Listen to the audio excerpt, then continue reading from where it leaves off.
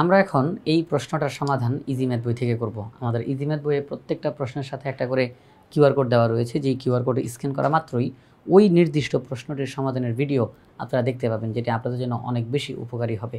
তাই আশা করব সবাই ইজি ম্যাথ বইটি সংগ্রহ করে ফেলবেন ইনশাআল্লাহ। অনুশীলনী 7.2 এই অঙ্কটা আমরা এখন সমাধান করব। আমাদের এখানে বলা হয়েছে একটি বাহুর দৈর্ঘ্য 3.5 সেন্টিমিটার, 4টি বাহুর দৈর্ঘ্য। আমাদেরকে এখানে মূলত একটা চতুর্ভুজ অঙ্কন করতে হবে, আর সেই চতুর্ভুজ অঙ্কন করার জন্য কিছু উপাত্ত আমাদেরকে দিয়ে দিবে। এই উপাত্তগুলোর ব্যবহার করে আমাদেরকে সেই নির্দিষ্ট চতুর্ভুজটি অঙ্কন করতে হবে। 4টি বাহুর দৈর্ঘ্য 3.5 সেন্টিমিটার, 4 সেন্টিমিটার, 2.5 সেন্টিমিটার, 3.5 সেন্টিমিটার এবং একটা কর্ণ 5 সেন্টিমিটার। এই তথ্যগুলো আমাদেরকে দিয়ে দিল। একটা চতুর্ভুজের 4টা বাহুর দৈর্ঘ্য দিয়ে দিল এবং একটা কর্ণের দৈর্ঘ্য দিয়ে দিল। এখন বলল তোমরা চতুর্ভুজটি অঙ্কন করো। তা আমরা এখন চতুর্ভুজটি অঙ্কন করব। তো সেটা কীভাবে করে করব?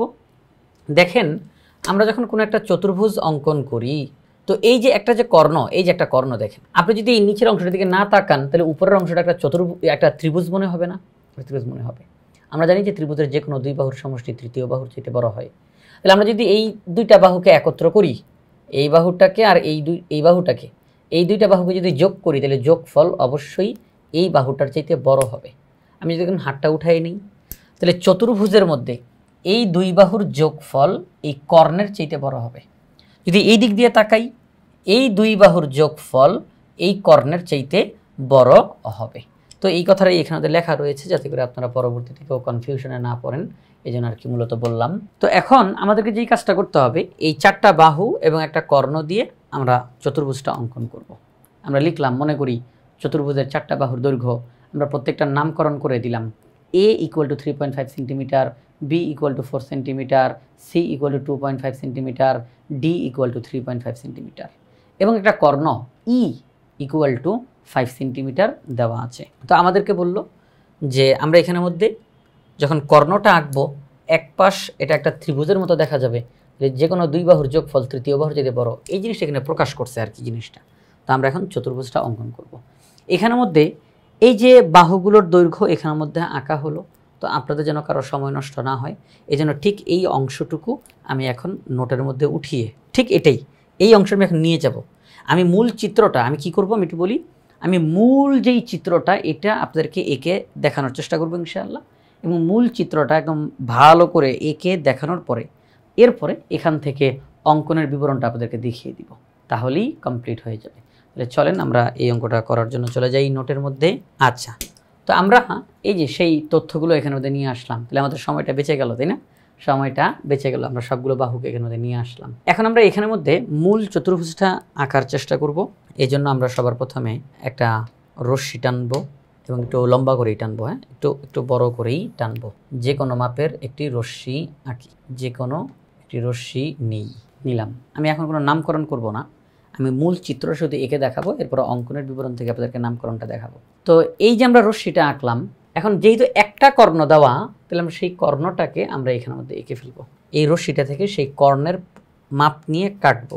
আমরা করব কি, কর্ণের মাপ নিয়ে, এই যে আমরা পেন্সিল কম্পাসে কর্ণের মাপটা নিলাম, কর্ণের মাপটা নিয়ে এই যে রশ্মিটি, এই রশ্মি থেকে আমরা কাটবো। আচ্ছা, ঠিক আছে। তাহলে আমরা এই কর্ণের পরিমাপ নিয়ে এই রশ্মি হতে একটা অংশ কেটে ফেললাম। তার মানে এটা হচ্ছে এই এটা হচ্ছে আমরা এটা বলতে পারি যে আমরা পেয়ে গেছি, এর মাপটা আমরা পেয়ে গেলাম, আমরা নিয়ে নিলাম ইটাকে। এখন আমরা যদি এ বাহুটাকে নিই, তাহলে নেওয়া শেষ। আমি একটু দাগ দিয়ে দিব না, যাতে করে বোঝা যায়। এখন আমরা এ বাহুটার মাপ নেই, এ বাহুর মাপ। আচ্ছা, পেন্সিল কম্পাস দিয়ে এ বাহুর মাপটা নিলাম, তাকে আমরা এই বিন্দুতে বসাই, বসে এই পাশে একটা বৃত্তচাপ অঙ্কন করি। এবার বি বাহুর মাপ নেই, একদম ইজি। হ্যাঁ, এবার বি বাহুর মাপ নেই, নিয়ে ঠিক এই বিন্দুতে, এই যে সবাই খেয়াল করি, এই বিন্দুতে বসাবো, বসিয়ে একটা বৃত্তচাপ আঁকি। একই পাশে এ বাহুটার ব্যাসার্ধ নিয়ে এ পাশে বৃত্তচাপ এঁকেছি, বি বাহুর ব্যাসার্ধ নিয়েও এই পাশে বৃত্তচাপ আঁকবো। এ এবং বি এই দুই বাহুর ব্যাসার্ধ নিয়ে একই পাশে, এই দুই বাহুর ব্যাসার্ধ নিয়ে একই পাশে দুইটি বৃত্তচাপ অঙ্কন করি। এখন আমরা সি বাহুর কাছে যাই। সি বাহু, তাহলে আচ্ছা কোনটা নিয়ে নিলাম, এ নেওয়া শেষ, বি নেওয়া শেষ। এবার সি বাহুর কাছে যাব, গিয়ে আমরা সি বাহুর মাপটা নিয়ে এটার সমপরিমাণ ব্যাসার্ধ নিয়ে ই বিন্দু, এই যে এখানে এই বিন্দুতে, এটা ই বিন্দু না, এই বিন্দুতে বসিয়ে আমরা একটা বৃত্তচাপ আঁকবো। এরপর আমরা আচ্ছা এটা যদি আমরা এই পাশে আঁকি তাহলে আমরা ডি এদিকে পাবো কিনা দেখি, দাঁড়ান দেখি। আমরা যদি ডি নেই তাহলে আমরা এখান থেকে পাবো কি না। হ্যাঁ, ওকে, হয়ে গিয়েছে আমাদের চিত্র। আমরা ডি এর মাপ নিয়ে এই বিন্দুতে বসিয়ে একটি বৃত্তচাপ অঙ্কন করলাম। তাহলে দেখেন যে বিষয়টা, প্রথমে একটি এই যে কর্ণ, তার মাপ নিয়ে কাটি। এবার এ এর ব্যাসার্ধ নিয়ে এবং বি এর ব্যাসার্ধ নিয়ে একই পাশে দুইটা বৃত্তচাপ অঙ্কন করি, তারা একে অপরকে ছেদ করেছে।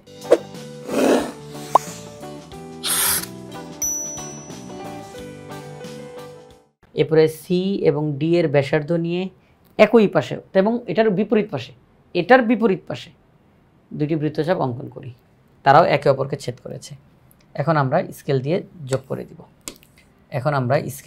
দিব। এবং আপনারা একটা কথা বলি, আপনারা চাইলে কিন্তু এই যে সিটাকে এই পাশ থেকে নিতে পারতেন, যে এখান থেকে এইদিকে নিতে পারতেন, আর ডিটাকে এখানে নিতে পারতেন, কোনো সমস্যা নেই। তো আমরা এখান থেকে সি নিয়েছি, এখানে ডি নিয়েছি, ঠিক আছে, কোনো সমস্যা নেই। যেভাবে করে এঁকেছি ওভাবে করে ওখানে করা রয়েছে। আমরা এখন যোগ করে দিব আর কি, এই ছেদ বিন্দুর সাথে এই বিন্দুটা যোগ করব। আমরা যোগ করি, আমরা এখন এখানে যোগ করব। আচ্ছা, দুই বাহু যোগ করা শেষ। এবার আমরা এখানে যোগ করে দিই, আমি যোগ করে দিচ্ছি আপনাদের, হ্যাঁ, তাহলে আপনারা বুঝে যাবেন। আচ্ছা, তাহলে দেখেন আমরা সব কিছু যোগ করে দিলাম, তাহলে আমাদের কিন্তু এখানের মধ্যে চতুর্ভুজটা অঙ্কন করা শেষ। এখানে আমরা যে বাহুগুলো এঁকেছিলাম, যে এখানে এ বাহুর ব্যাসার্ধ, এখানে বি বাহুর ব্যাসার্ধ নিয়ে বৃত্তচাপ অঙ্কন করেছি, এখানে সি বাহুর সমান ব্যাসার্ধ নিয়ে এবং এখানে ডি বাহুর সমান ব্যাসার্ধ নিয়ে আমরা বৃত্তচাপ অঙ্কন করেছি। তো সেই ক্ষেত্রে আমরা তাহলে এখানের মধ্যে এ বি সি ডি একটা চতুর্ভুজ পেয়ে গেলাম। এই যে এ বি সি ডি চতুর্ভুজটা আমরা পেয়ে গেলাম, এখানের মধ্যে আমরা এখানে সবগুলো বাহুকে ব্যবহার করেছি, কর্ণকে ব্যবহার করেছি।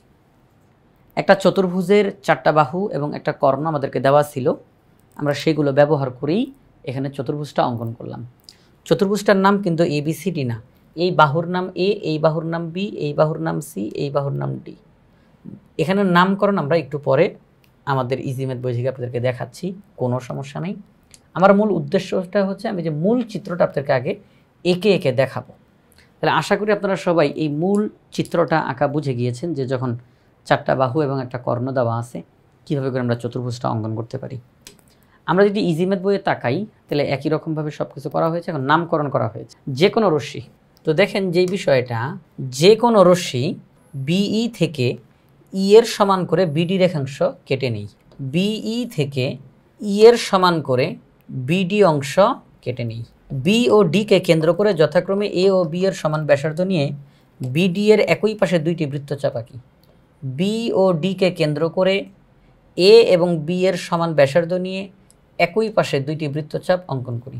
আবার কি বলল আবার বি ও ডিকে কেন্দ্র করে যথাক্রমে সি ও ডি এর সমান ব্যাসার্ধ নিয়ে বিডি এর যেদিকে এ আছে তার বিপরীত দিকে আরও দুইটি বৃত্তচাপ আঁকি, একই বৃত্তচাপদ্বয় পরস্পর সি বিন্দুতে ছেদ করে। আমরা করব কি, সি এবং ডি এর সমান ব্যাসার্ধ নিয়ে এই বি বিন্দু এবং ডি বিন্দুকে কেন্দ্র করে যে পাশে এ আছে, ওই যে এ ছেদ বিন্দু এ, যে পাশে এ আছে তার বিপরীত পাশে আমরা বৃত্তচাপ অঙ্কন করব।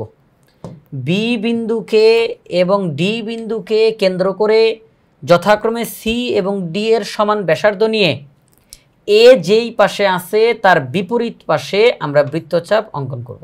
এ কমা বি, এ কমা D, B comma C, D কমা সি যোগ করি। অতএব এ বি সি ডি হলো উদ্দিষ্ট চতুর্ভুজ, এ বি সি ডি হলো উদ্দিষ্ট চতুর্ভুজ। আমরা মূলত যেই চতুর্ভুজটা আঁকতে চাচ্ছিলাম এটাই হচ্ছে সেই চতুর্ভুজ, এখানে আমাদের তাই বলা হলো। তাহলে যখন একটি চতুর্ভুজের 4টি বাহুর দৈর্ঘ্য এবং একটা কর্ণ দেওয়া থাকবে তখন আমরা কিভাবে করে চতুর্ভুজটা আঁকতে পারি, আশা করি আপনারা সবাই বুঝতে পারলেন।